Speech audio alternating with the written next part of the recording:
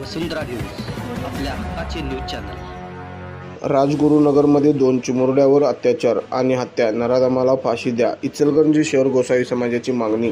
पुणे जिल्ह्यातील राजगुरुनगर खेड येथे 22 डिसेंबर 2024 रोजी माणुसकीला काळीमा फासणारी घटना घडली।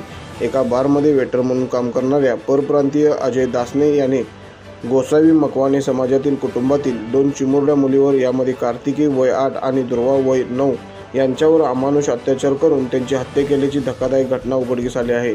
या निर्दयी कृत्यात मुलींना प्लास्टिकच्या बॅरलमध्ये बुडवून मारण्यात आले। या प्रकरणाने स्थानिक जनतेत प्रचंड संताप उसळला असून आरोपीला तत्काळ अटक करून फास्ट ट्रॅक न्यायालयात खटला चालवून फाशीची कठोर शिक्षा देण्याची मागणी केली जात आहे। या संदर्भात इचलकरंजी शहर गोसावी समाजाच्या वतीने आज बुधवार दिनांक 1 जानेवारी 2025 रोजी सकाळी 11 वाजता गांधी पुतळा ते प्रांत कार्यालय मोर्चा काढण्यात आला। या मोर्चात आमदार डॉक्टर राहुल आवाडे यांच्यासह गोसावी समाजाचे असंख्य नागरिक व महिला मोठ्या संख्येने सहभागी झाल्या होत्या। मोर्चा प्रांत कार्यालयाजवळ आल्यानंतर फाशी द्या, आरोपीला फाशी द्या अशा घोषणांनी नागरिकांनी परिसर दणाणून सोडला होता।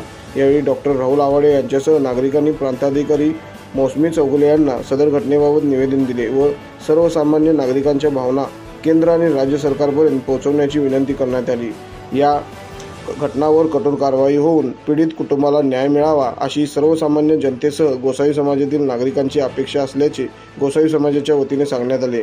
यावेळी इचलकरंजी शहर व परिसरातील गोसावी समाजातील नागरिक व महिला मोठ्या संख्येने उपस्थित होत्या। नमस्कार, मी आरुण समाजराव गोसावी, राजगुरुनगर पुणे या ठिकाणी आमच्या समाजाच्या चिमुकलीवर अत्याचार जो करण्यात आले त्या आरोपीला अटक झाली आणि त्याच्या निषेधात आज या ठिकाणी आम्ही गांधी पुतळा ते प्रांत कार्यालय असं मोर्चाचं नियोजन केलं आणि मोर्चा आम्ही आणलेला आहे। या ठिकाणी अतिशय शांततेने मोर्चा आणून प्रांतांना निवेदन देण्यात आले आहे। यावेळी इचलकरंजी परिसरातील सर्व गोसावी समाज उपस्थित आहे।